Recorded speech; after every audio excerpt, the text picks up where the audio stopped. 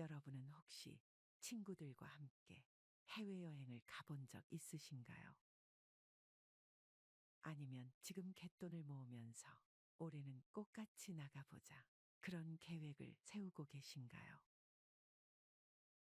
혹은 설레는 마음으로 함께 다녀왔지만 돌아와 보니 예전 같지 않은 관계를 경험해 본 적 있으신가요? 처음엔 그랬을 겁니다. 우리끼리면 얼마나 재밌겠어. 이 나이에 친구랑 떠나는 여행이라니 진짜 인생이다. 그리고 통장을 만들고 돈을 모으고 단톡방엔 비행기 사진, 숙소 후기, 맛집 링크가 오고 갑니다. 그렇게 설렘만 가득한 시간들이 흐르고 드디어 출국날 공항에서 찍은 단체 사진 속에는 기대와 우정, 그리고 오래된 신뢰가 담겨 있죠. 하지만 여행이라는 건 늘 그렇습니다. 친했던 사이일수록 함께 보내는 시간이 길수록 그동안 몰랐던 차이가 선명하게 드러나게 됩니다. 그 차이가 아주 사소한 것부터 시작된다는 걸 우리는 여행을 다녀와서야 알게 됩니다. 이제부터 왜 65세 이후 친구들과 갯돈을 모아 떠나는 여행이 때로는 관계를 위태롭게 만들 수 있는지 그 이유 5가지를 깊이 있게 나누어 보려 합니다. 김경자 씨는 올해 69입니다. 남편이 정년 퇴직하고 난 뒤 삶이 갑자기 낯설어졌던 시기에 하루 중 유일한 활력이 된 것이 하나 있었죠. 바로 수요 반찬 모임입니다. 수요 반찬 모임. 처음엔 딱히 대단한 건 아니었습니다. 매주 수요일이면 셋, 넷씩 모여 시장 반찬을 함께 사다 먹고 누군가 김치 담그면 한 통씩 나누고 그렇게 만든 친목 모임이었습니다. 그 모임이 어느새 11년째.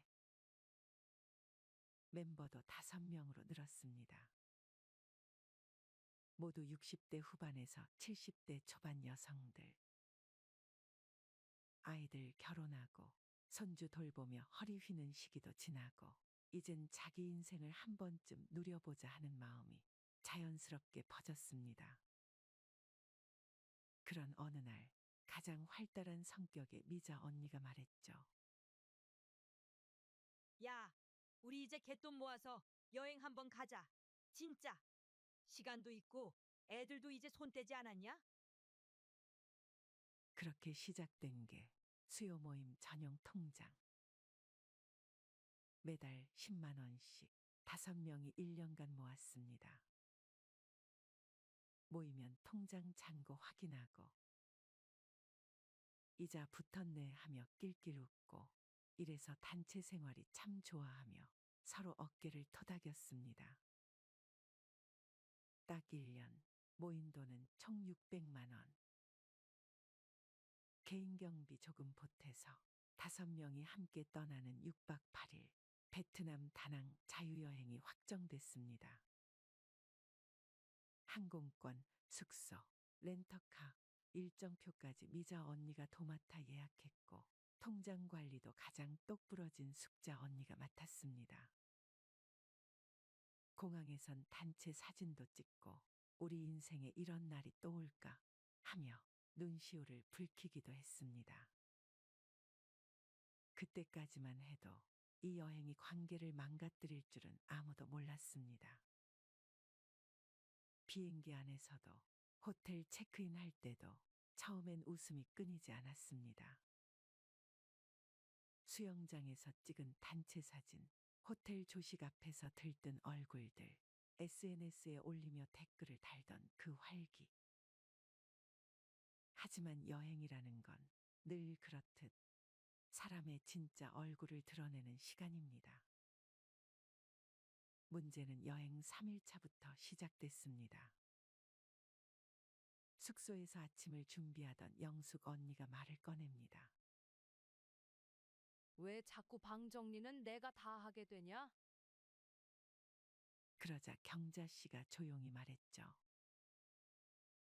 나는 어제 청소기 돌렸는데 미자 언니가 덧붙입니다. 그럼 돌아가면서 하자. 근데 솔직히 경자 너 아침에 늦게 일어나서 손 놓는 거 우리 다 봤어. 말이 나오자마자 분위기가 싸해졌고 경자 씨는 아무 말 없이 방으로 들어가 버렸습니다. 그날 저녁 다 같이 식당에 앉았지만 분위기는 조용했습니다. 음식이 나와도 젓가락은 천천히 움직였고 사진도 아무도 찍지 않았습니다. 4일차 시장 구경 도중 숙자 언니가 이야기합니다. 아까 점심값 내가 카드 긁었어. 정산은 어떻게 할까? 영숙 언니가 대답합니다. 그거 어제 모임 통장에서 나간 거 아니었어? 그건 딴 거래야. 지금은 아직 현금에서 나간 거야. 그 말을 들은 미자 언니가 말합니다. 에이, 그냥 대충 계산하자. 너무 깐깐하게 굴면 여행 재미없어져.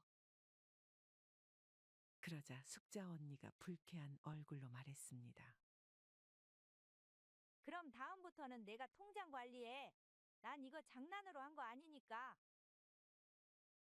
그 순간 분위기는 얼어붙었고 누구 하나 웃지 못했습니다. 5일차 기념품을 고르던 중 경자 씨가 손주 옷을 들며 말합니다. 이거 민성이 입히면 예쁘겠다. 그러자 미자 언니가 웃으며 말합니다. 너 진짜 여기까지 와서도 손주 걱정하냐? 재미없게 산다. 너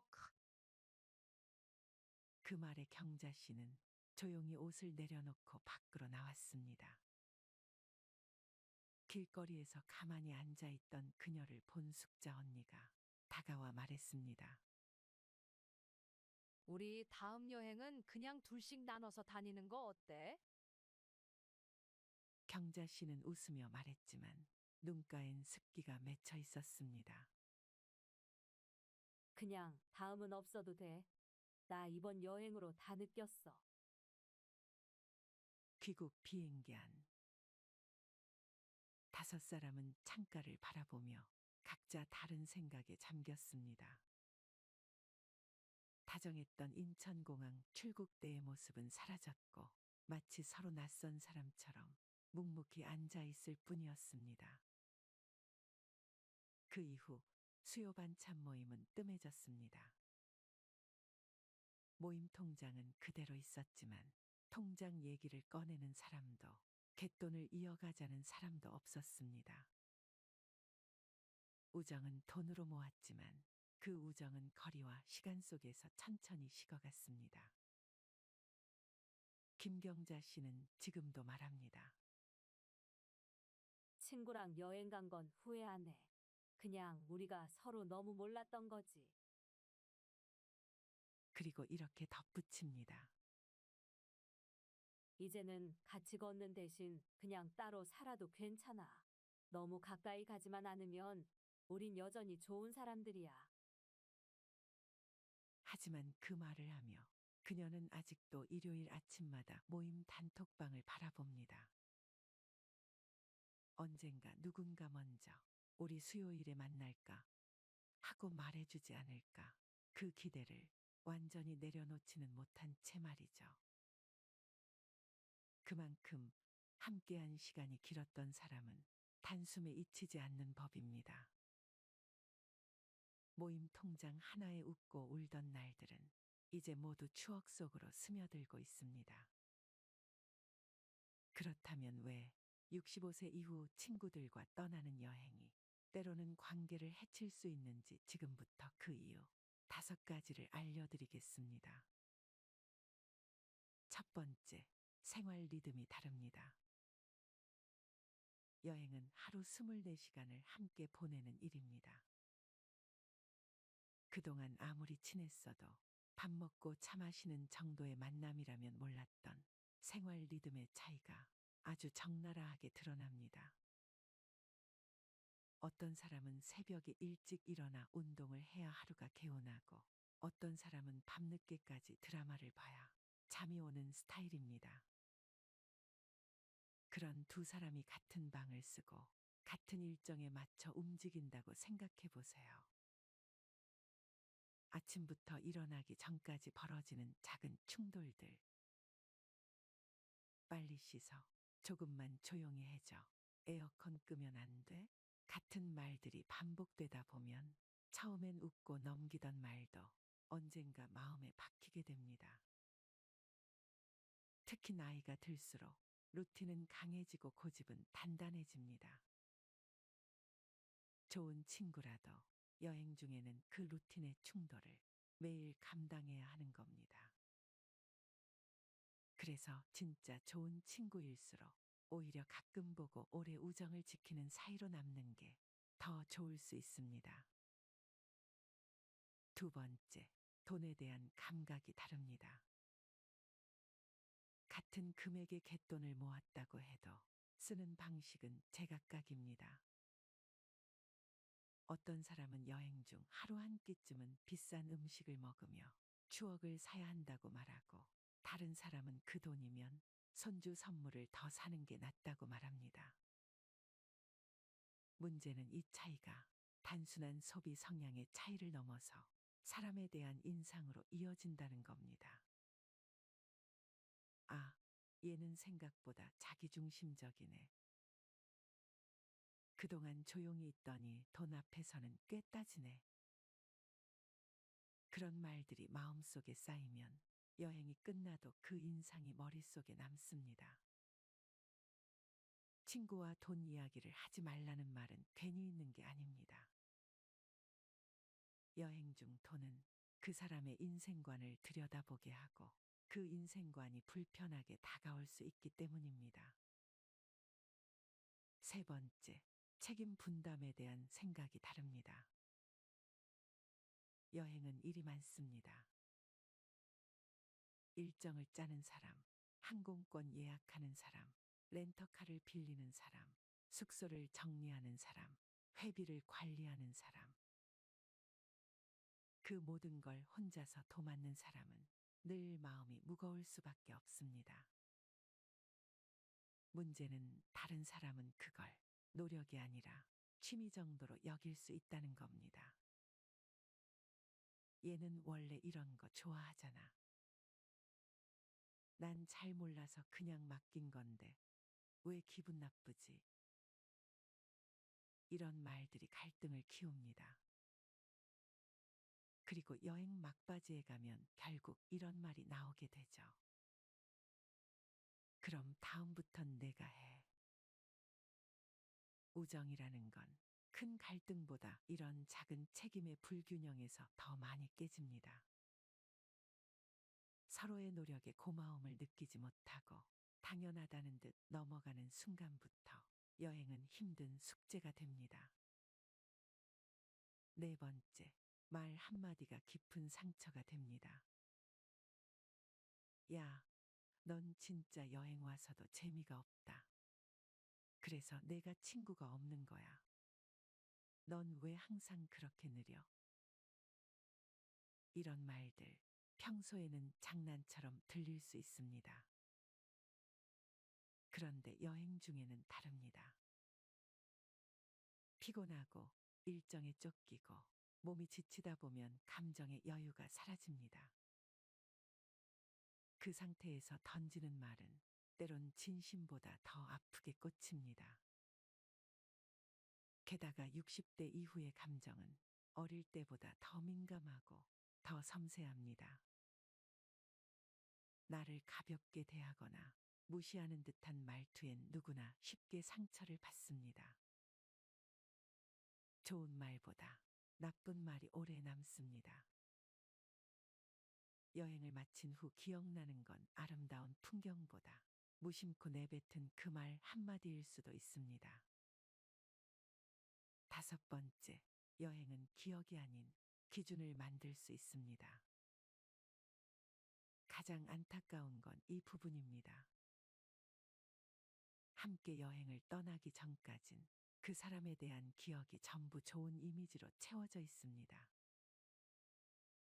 함께 웃던 일, 밤 나누던 일, 힘든 시기 어깨를 빌려주던 모습들. 그런데 단 한 번의 여행으로 그 이미지가 뒤집히는 경우가 많습니다. 그때부터 친구를 떠올릴 때 무의식적으로 이런 말이 떠오릅니다. 아, 그때 여행 가서 사람 다 드러났잖아. 그 여행 하나가 기억이 아니라 판단의 기준이 되어버리는 겁니다. 그렇게 한 번 금이 간 관계는 다시는 예전처럼 돌아가기 어렵습니다. 친한 친구라고 꼭 여행을 같이 가야 할 이유는 없습니다. 함께 한 끼 밥을 먹고 시장 골목을 걸으며 서로의 소소한 하루를 나누는 것. 그게 어쩌면 더 깊은 우정일 수 있습니다. 특히 우리 인생의 후반부에서 관계는 많이가 아니라 오래 가는 것이 중요합니다. 서로에게 너무 가까이 가지 않아도 괜찮습니다. 언제나 따뜻한 자리에 앉아줄 친구라면 여행보다 긴 삶이라는 여정 속에서 충분히 함께할 수 있을 테니까요. 사회생활을 하면서 우리가 마주하게 되는 다양한 사람들과 상황들 속에서 진정한 관계와 그렇지 않은 관계를 구별하는 일은 정말 중요합니다. 로버트 그린의 책 인간 본성의 법칙에 따르면 우리는 모두 각자의 역할에 맞는 가면을 쓰고 살아갑니다. 사회적으로 보이고 싶은 모습 혹은 감추고 싶은 본질을 숨기기 위해 쓰는 가면들 말이죠. 하지만 특정한 상황이 되면 이런 가면이 벗겨지고 우리의 본 모습이 드러나는 순간들이 있습니다. 가장 흔한 예로 스트레스를 많이 받거나 자신의 콤플렉스가 자극받는 상황에서 사람들은 본능적으로 자신을 방어하려 합니다. 예를 들어 학벌이나 외모에 대한 콤플렉스를 가지고 있는 사람이 비슷한 상황에 놓였을 때 감춰왔던 열등감이 갑작스럽게 폭발하며 예기치 못한 행동을 보이곤 합니다. 이런 순간들은 우리가 인간 본성의 단면을 관찰할 수 있는 흥미로운 기회가 되기도 합니다. 또 다른 예는 자신에게 아쉬운 것이 없는 상황에서의 행동입니다. 예를 들어 식당의 직원, 주차 관리 요원 혹은 택시 기사님들을 대하는 태도를 보면 그 사람의 진정한 모습을 확인할 수 있습니다. 이런 상황에서 예의와 존중을 보이지 않는 사람이라면 그들의 인간성을 다시 한번 생각해 볼 필요가 있습니다.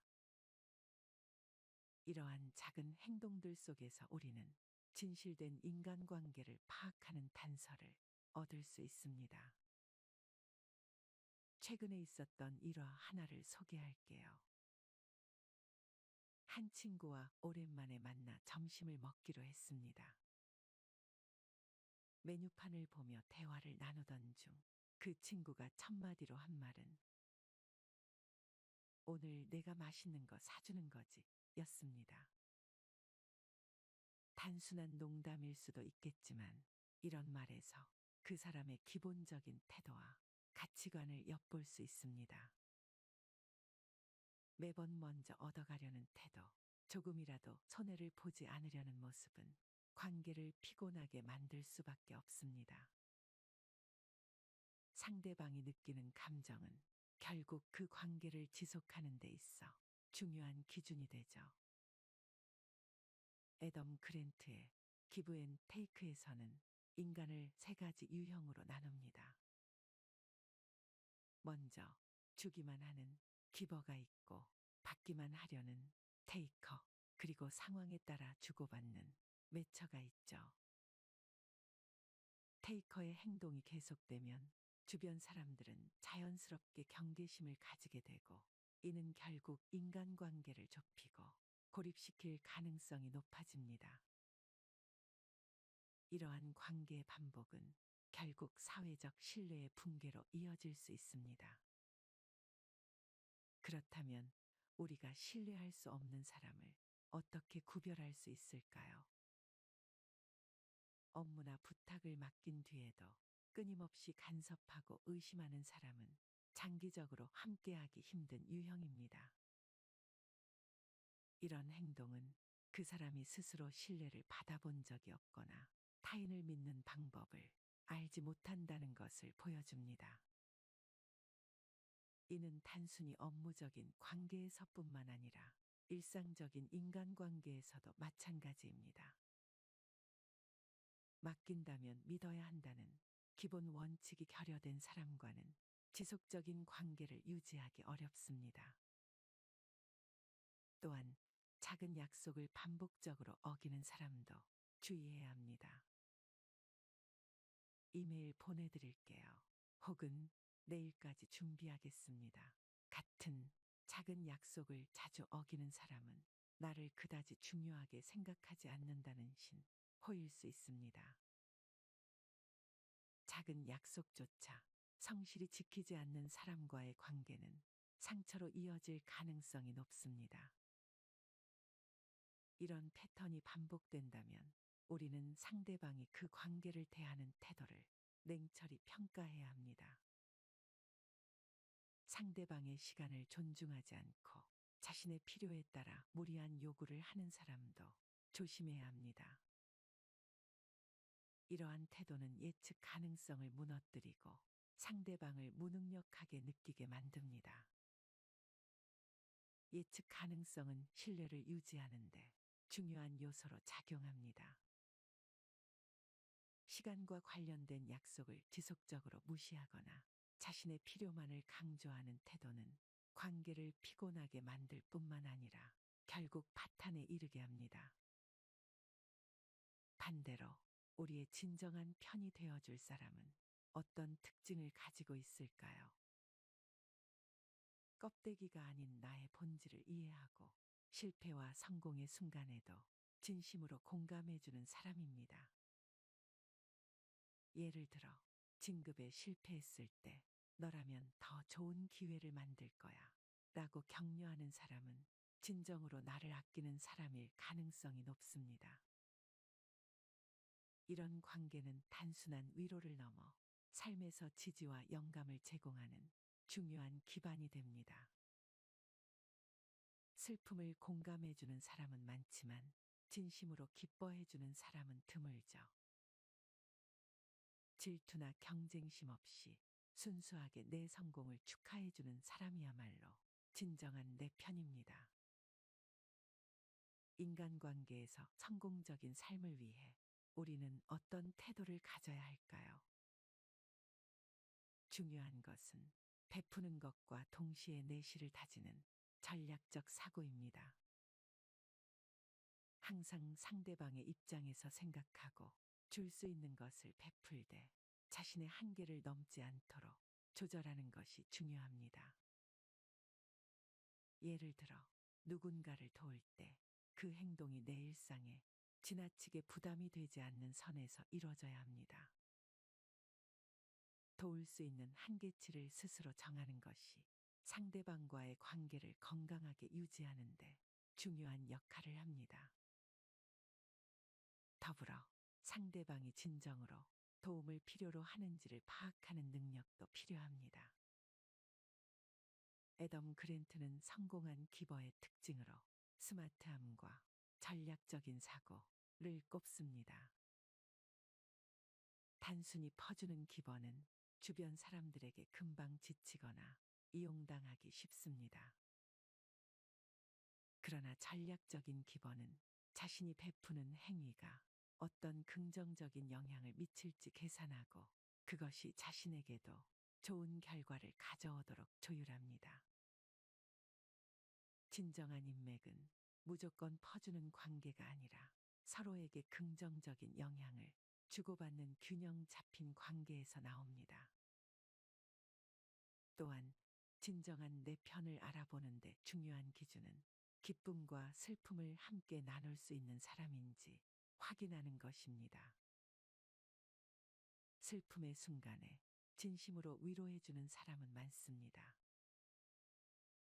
하지만 기쁨의 순간에 진심으로 축하해주는 사람은 드물죠.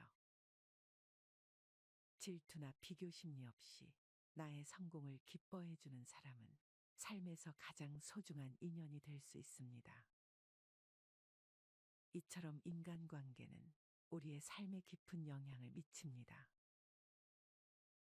관계는 단순히 더 많은 사람을 만나는 것이 아니라 소수의 진정한 관계를 맺는 데서 진정한 가치를 발견할 수 있습니다.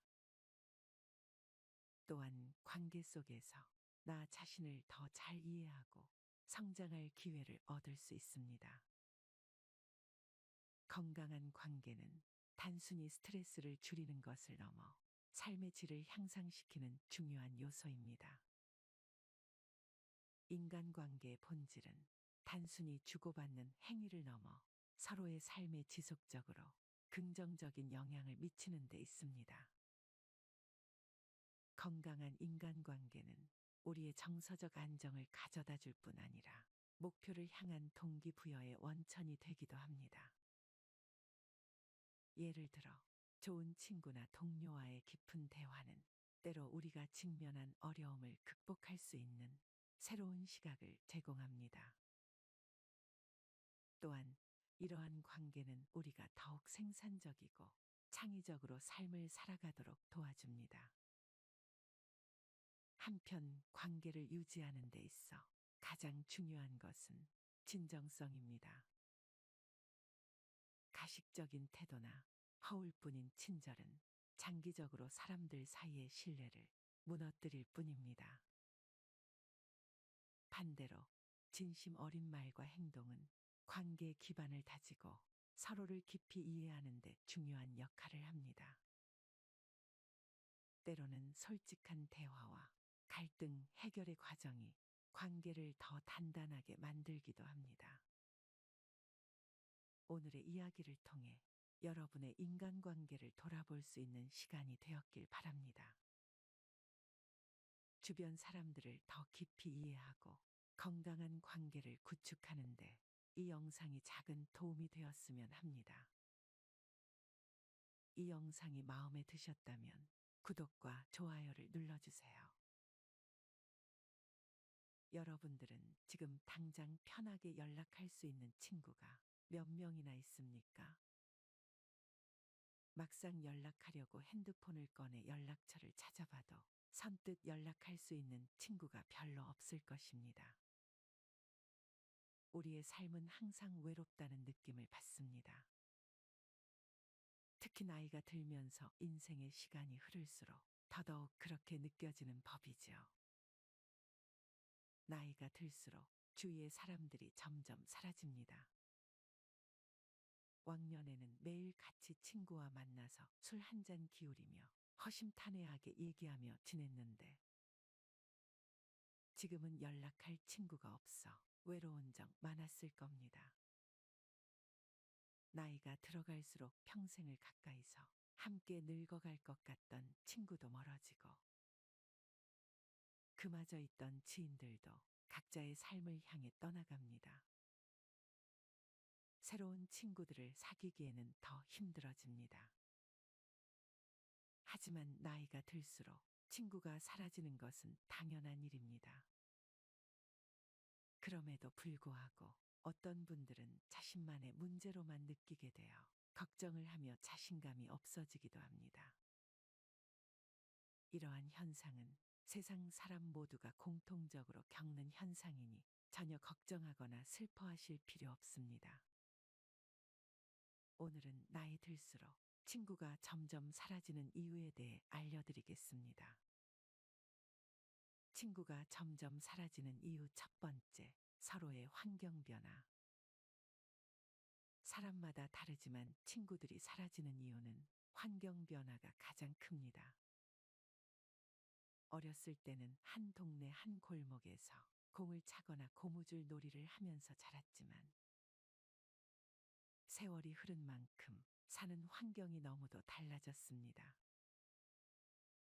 인생 전반전에는 다들 비슷한 환경 속에서 직장 생활을 하고 자식들을 키우면서 살지만 인생 후 반전이 되면 서로의 환경이 극명하게 달라집니다. 친구들마다 사는 수준이 다르고 대화의 관심사가 다르고 걸어가는 길, 걸어온 길이 달라지면서 친구들과 공유할 수 있는 부분이 줄어듭니다. 이런 변화 속에서 평생 함께 할 것 같았던 친구들도 어느새 하나둘씩 정리가 됩니다. 또한 직장 생활을 하면서 알게 된 인연도 은퇴 후 나이가 들게 되면 일 때문에 사람을 만나야 할 이유가 사라지고 관심사나 취미도 줄어들게 됩니다. 그러다 보니 친구를 사귀어야 할 이유도 자주 만나야 할 이유도 없게 되는 것입니다. 이런 순리를 받아들이지 못하고 계속 만나던 친구라는 이유로 관계를 끊지 못하는 사람들이 있는데 이런 사람들은 괜히 자신의 마음만 다치기 쉽습니다. 현실을 받아들이고 순리에 맡기는 것이 인생 후반전을 현명하게 사는 방법입니다. 만나던 친구 하나쯤 사라진다고 인생이 크게 달라지지는 않습니다. 두 번째, 인생이 무한하지 않다는 것에 대한 깨달음. 인간은 나이가 들수록 대체로 50을 넘어가면 정서적 교감이 불확실한 인간 관계에는 더 이상 투자를 하지 않습니다. 자신의 인생이 유한하다는 것을 몸소 체감하게 되면서 사람을 만나는데도 가성비를 생각하게 되죠. 이러한 이유를 심리학적으로 설명하자면 사회 정서적 선택 이론 때문이라고 말합니다. 나이가 들수록 사회적 관심은 줄어들지 않지만 의욕이 떨어지고 사회 활동은 위축됩니다. 어릴 때는 친구가 많으면 많을수록 즐겁고 재밌었지만 나이가 들다 보면 친구가 꼭 많을수록 내 삶이 행복해지는 건 아니구나를 깨닫게 됩니다. 매일 같이 어울려 다닐 체력도 가지고 있지 않아 친구가 많은 것이 오히려 부담이 되기도 합니다. 위와 말씀드린 두 가지 이유뿐만이 아니더라도 나이가 들수록 친구는 자연스레 사라지게 됩니다. 왕년에 친구가 많았는데 나이 들어 연락할 친구를 찾아보니 누구에게 연락을 해야 할지 모르시겠죠. 하지만 친구가 적어진다고 해서 외롭다든지 소외감이 들어 우울해하지 않으셔도 됩니다. 당연한 이치로 받아들이세요. 나이가 들면 들수록 친구가 적어지는 건 당연합니다. 그렇게 당연한 것으로 받아들이면 친구가 하나 둘 사라져도 신경 쓸 일이 적어집니다. 자연스럽게 나에게 신경을 더 쓰게 되고 나의 내면을 들여다볼 수 있는 시간이 많아지게 되니 긍정적으로 생각하세요. 독일의 철학자는 인간은 혼자 있을 때 가장 행복하다고 말했습니다. 진정한 행복은 우리의 내면에서 오며 우리의 행복을 위해 외부 요인에 의존해서는 안 됩니다. 나이 50이 넘어가면 혼자 있는 시간이 더 많아지고 혼자 있고 싶어 하는 사람들이 정말 많습니다. 이건 정말 정상적인 일입니다. 사람은 자유로움 속에 성장할 수 있는 삶을 위해 혼자만의 시간이 필요합니다. 잘 살고 행복하기 위해 혼자만의 시간을 즐겨야 합니다. 어수선한 집단에서 벗어나 혼자서 조용하게 자신의 내면을 깊게 들여다보며 사유하고 자신을 돌아볼 수 있는 시간적 여유를 갖게 되면 삶이 균형을 이뤄 행복감이 몰려올 것입니다. 혼자라는 것은 내면의 또 다른 나 자신과 대화하고 내 몸과 마음을 다른 각도에서 바라보는 시간입니다. 우리가 혼자 있는 시간을 외롭고 고독하게 느끼는 이유는 지금 소속된 집단, 즉 사회나 가족, 친구를 잃을 수 있다는 두려움 때문입니다. 우리는 소속 의존증이라는 본성을 지니고 있기 때문에 돈이나 물건을 잃는 것보다 소속에서 버려지는 것을 더 두려워합니다. 결국 소속 의존증을 극복하고 혼자 있는 시간을 즐길 수 있게 되면 인간관계에서 오는 스트레스에서 벗어나 밝고 상쾌한 나 자신을 만날 수 있습니다. 인생 후반전에는 우리 삶과 우선순위를 반성하는 시기이며 생각을 정리하는 시간이 필요합니다. 혼자 있는 시간이 꼭 외로움을 의미하는 것만은 아니며 오히려 이 시간을 잘 활용하면 과거에 몰랐던 나의 삶과 인생을 다시 살펴볼 수 있는 좋은 기회를 제공할 것입니다. 혼자만의 시간을 즐기는 순간 자신감과 자존감을 올라가게 될 것입니다. 물론 인생을 살다 보면 주변에 친구가 없다는 것에 슬픔을 느낄 때도 있을 겁니다. 하지만 이런 상황에서는 오히려 자신이 진짜 좋아하는 것은 무엇인지 스스로 생각해 보아야 합니다. 내가 진짜 좋아하는 취미는 무엇인지, 나는 무슨 음식을 좋아하는지 스스로에게 묻고 답해 보세요. 그렇게 답을 찾은 중년들 중에는 관심 있는 분야에 대해 즐거운 마음으로 공부를 합니다. 실제로 그렇게 유튜브도 시작하고 책도 출판하고 TV에 나오는 친구도 있습니다. 남들이 보는 시선에 얽매이지 않고 필요한 것 외에 욕심을 부리지 않는 것도 중요합니다. 이렇게 하면 후회할 일도 미련도 없어집니다. 더 이상 홀로 남는 것을 두려워하지 말고 혼자여도 행복한 나로 살아가야 합니다. 또한 혼자서도 잘 지내는 사람들은 스스로에 대해 잘 알고 마음에 여유가 있어 다른 사람을 배려할 줄 압니다. 그렇다면 과연 이들이 혼자서도 편안하고 안정감을 느끼는 비결은 무엇일까요? 마지막으로 혼자서도 잘 지내는 사람들의 4가지 특징과 그 이유에 대해 알려드리고 마치겠습니다.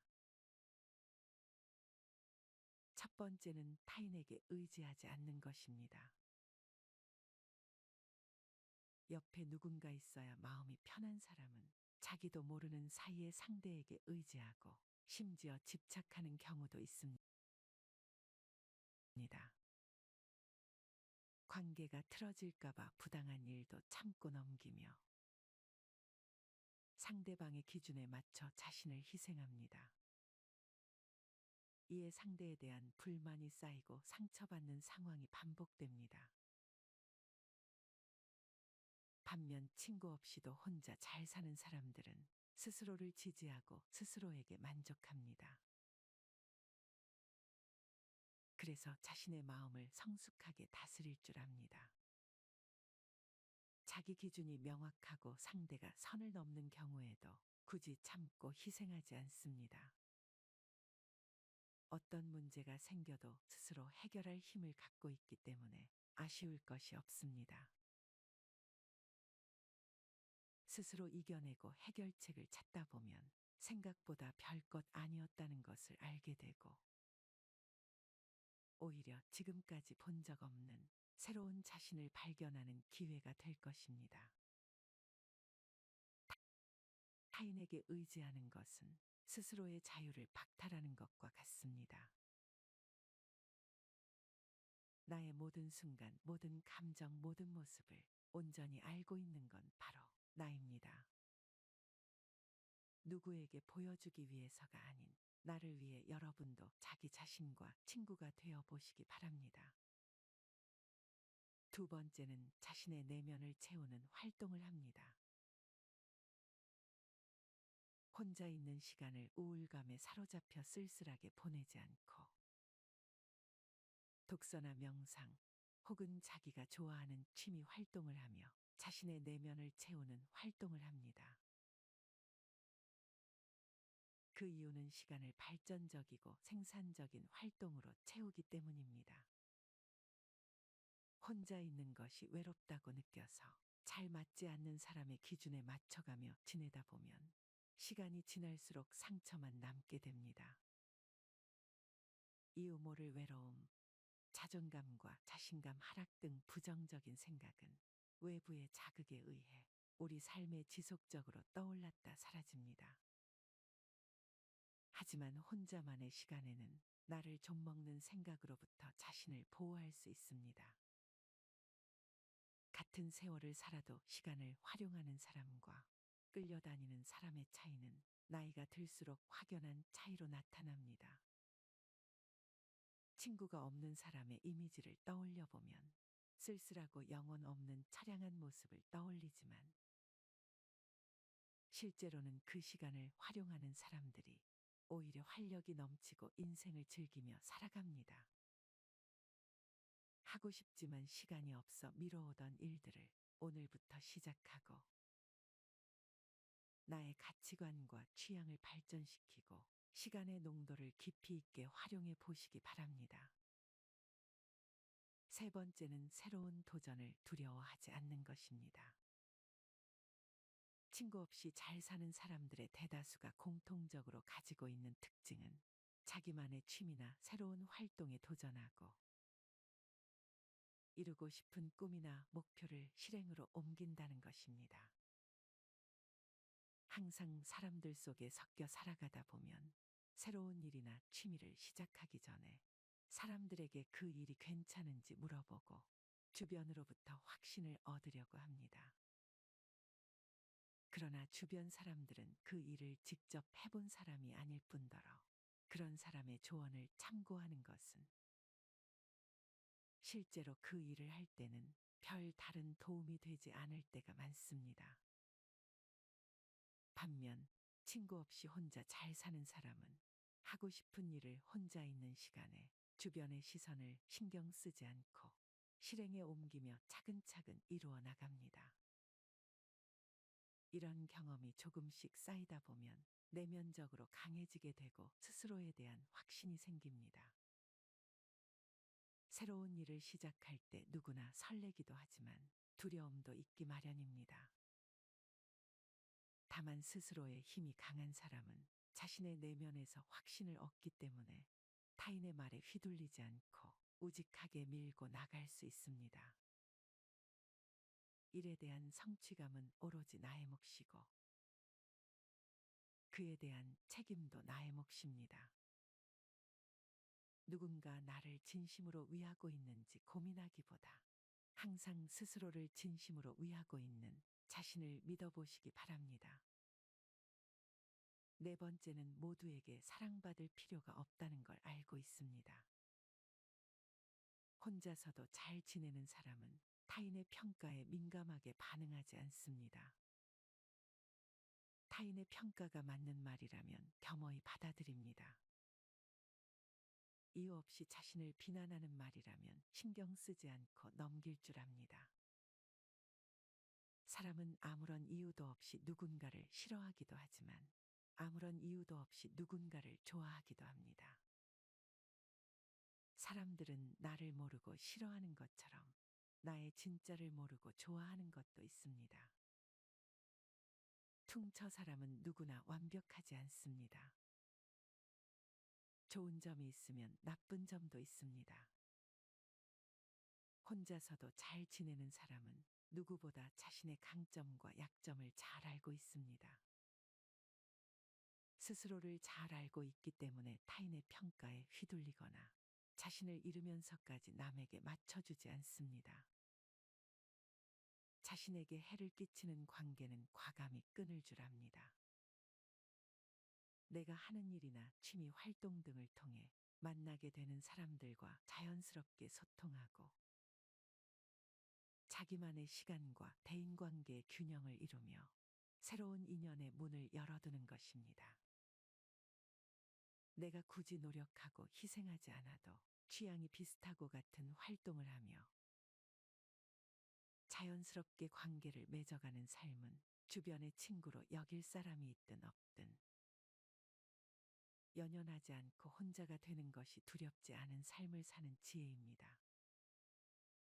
혼자 있는 것을 힘들어하는 사람들은 그 공허함을 채우려고 노력함으로써 스트레스를 받는 경우가 많습니다.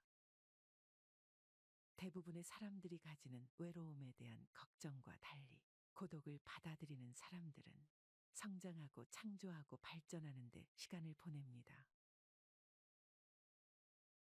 여러분은 어떠신가요? 인생을 어느 정도 살아보신 분들이라면 막상 내 인생에 정말 도움되는 사람은 별로 없다는 것을 잘 아실 것입니다. 받기만 하고 이용해 먹으려는 사람, 질투하고 배 아파하는 사람 등 여러 가지 이유로 상처 주는 사람들이 대부분입니다.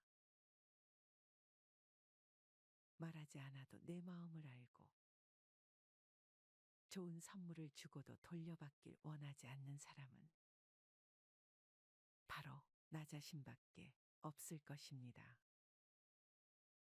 가장 친한 친구가 자기 자신인 사람들은 굳이 다른 친구가 필요하다고 생각하지 않습니다.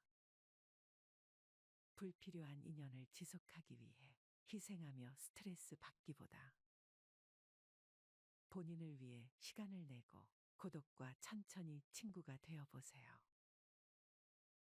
독일의 신학자이자 철학자 폴 틸리히는 이렇게 말했습니다. 외로움이란 혼자 있는 고통을 표현하기 위한 말이고, 고독이란 혼자 있는 즐거움을 표현하기 위한 말이다. 여러분에게 혼자만의 시간이 외로움이 아닌 고독이 되었으면 좋겠습니다. 살아가면서 무조건 혼자 할 필요는 없습니다. 다만 혼자서도 잘 지내는 게 중요합니다. 혼자서도 잘 지낼 수 있다면 분명 더 좋은 사람과 함께 할 수 있을 겁니다. 인간관계에 대한 고민과 걱정에 조금이나마 도움이 되셨길 바랍니다. 인생 후반전은 스스로 고독을 즐기며 우리 자신에게 집중을 하면서 이제 우리의 삶을 살기 위해서 노력하면서 인생 후반전에는 우리의 심신을 편하게 지낼 수 있도록 간절히 바랍니다.